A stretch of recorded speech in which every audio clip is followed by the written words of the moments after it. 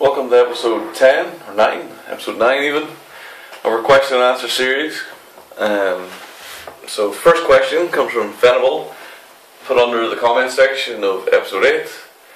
Thanks very much for these videos, I'm finding them very educational. A couple of questions. Where do you get your lovely jumpers?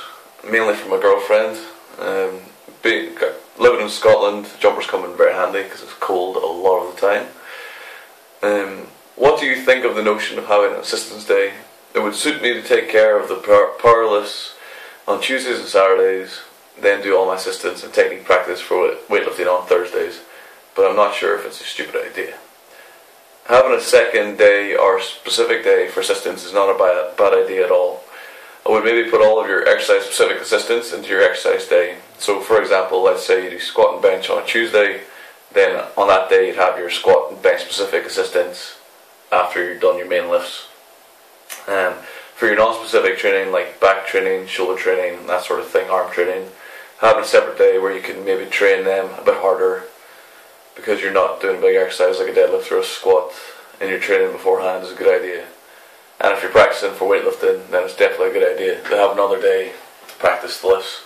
Another idea maybe you haven't considered is you could introduce some weightlifting bar work as a general warm-up on your powerlift days.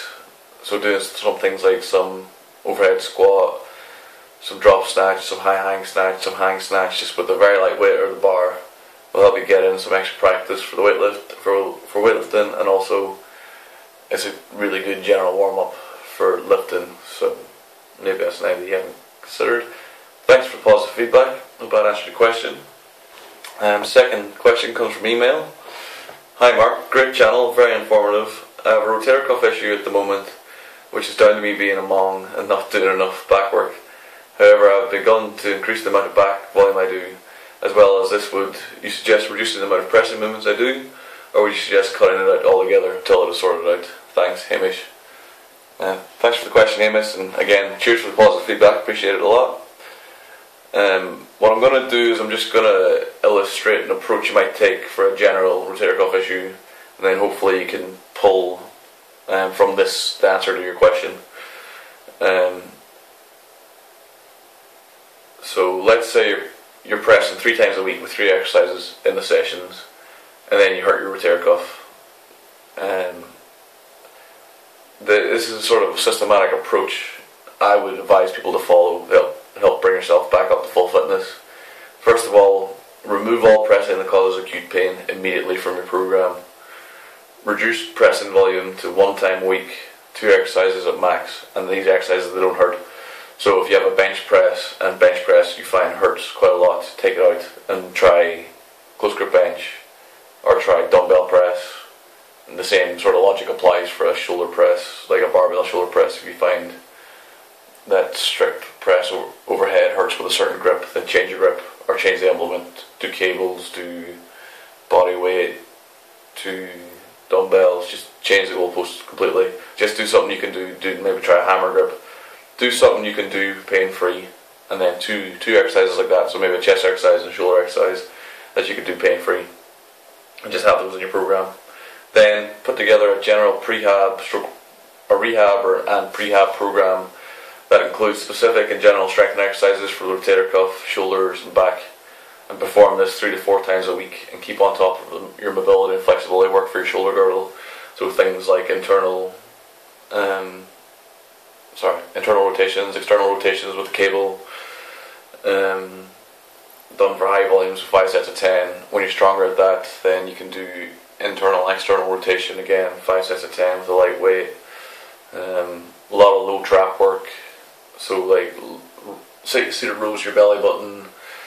A lot of rhomboid work, so lat pull down, pause with the chest, chest support, dumbbell row, pause to the top.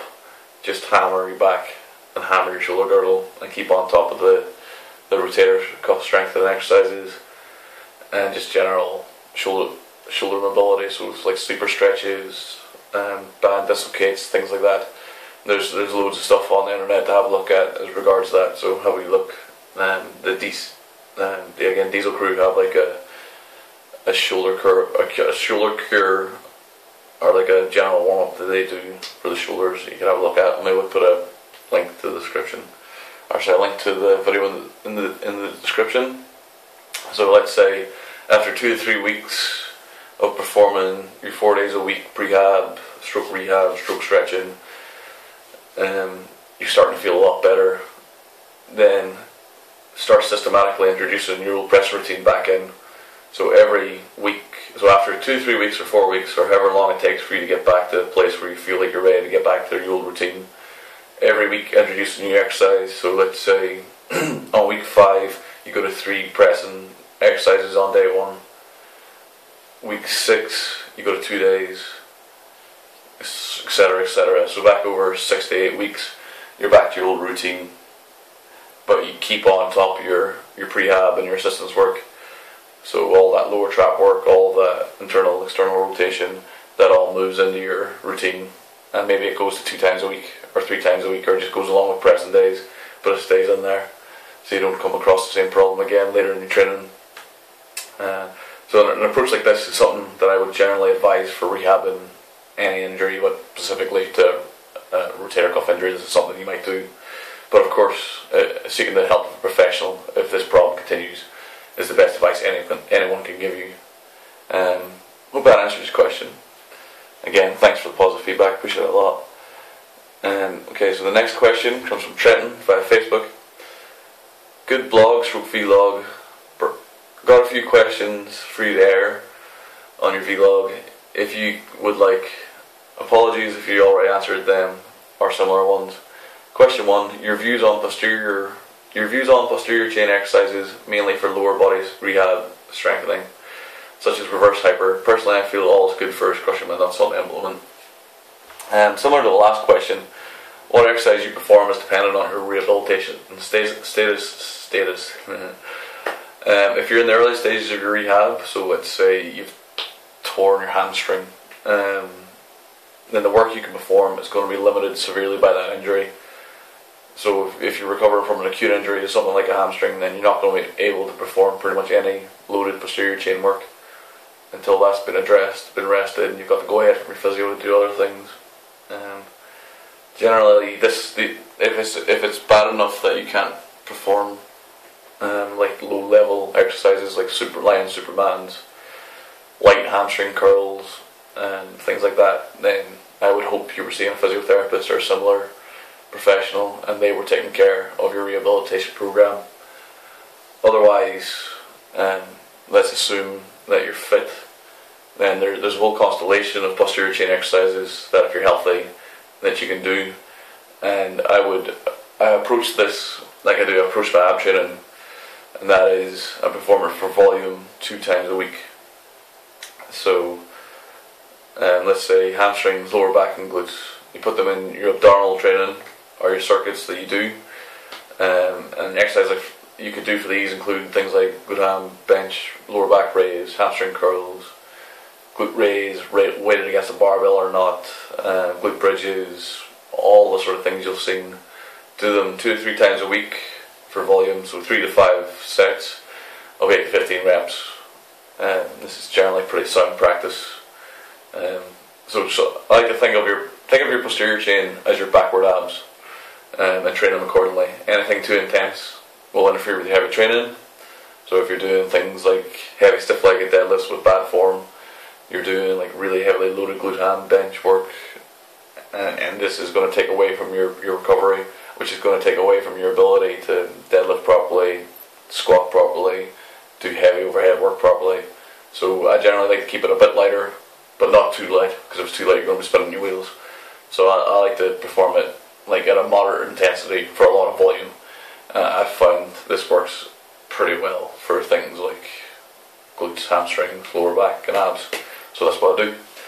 So question 2, linear programming, e.g. the Cohen or the 10-week program that I have on my blog, or Ed Cohen's kind of program that he's got, like the Philip Ed Cohen routine for deadlift. I'll put a link in the description. Alongside rugby league 3 times a week. Yeah, there's no reason you can't do it. I'd maybe look at the 5-week cycles that I've got, which are probably a bit more applicable to training alongside a sport. doing something like an Ed Cohen 10-week program where you start at 10s and then peak to 1s. It's more for powerlifting, and it's more for like peaking to personal best. Whereas if you're training for sport, you just want to engage in more kind of general strength training and just get stronger over a longer period of time. So something like a 5-week program, like where you add 5 kilos every 5 weeks and just get a bit stronger over a longer time frame, is going to eat into your recovery a lot less, and it's going to keep you getting stronger for a longer period of time. So I'll leave a link to the 5-week program that I've got. And then for exercise selection, I wouldn't have deadlifts, just because it's going to interfere with your recovery too much. So things like squats, overhead presses, bench presses, pull-ups, general back bodybuilding, general ab bodybuilding, general posterior work like we've been talking about, some kind of power and jump training, so some power cleans, or some jump training, or all the sort of things that have in your training 3 times a week. If you have a look at the discussion we had about training for rugby like 4 or 5 episodes ago, that'll be pretty relevant to your question. But yeah, the 5-week program is a good idea for muscular lifts like presses, squats, so go ahead and put it in. But it wouldn't be a good idea for power cleans or for jump training. Okay, question 3. Any personal favourite lower body rehab or stretch exercises? The squat stretch is a really good exercise. Pause squats, pause overhead squats, scorpions, angels in the snow, leg swings, just any kind of, just a nice good general mobility warm up you can have when you do every lower body session. The Franco's got some stuff on that, like 12-minute mobility, and it's just like a general mobility circuit that you do before a workout. Just something that's going to keep you supple, get you ready to work out. It's a good idea. I don't have any particular favourites. I do have a good exercise, or do quite like the stretch where you lie on the floor in a crucifix position, have one leg straight, bend the other leg and bring the other leg across your body. I find that's a really good exercise for kind of relieving any kind of lower back tension you have, but that's more something I'd do during a session if I was getting really stiff, or something like I mentioned before, foam rolling to get rid of acute stiffness is a decent idea. But I don't really have any favourite lower body rehab or strength or stretching exercises other than just a good robust general mobility approach, of which there are many online you can look at. Mobility WOD have loads of good stuff. It's all over the internet, you just need to look for it. Okay, hopefully that has answered your questions, Trent.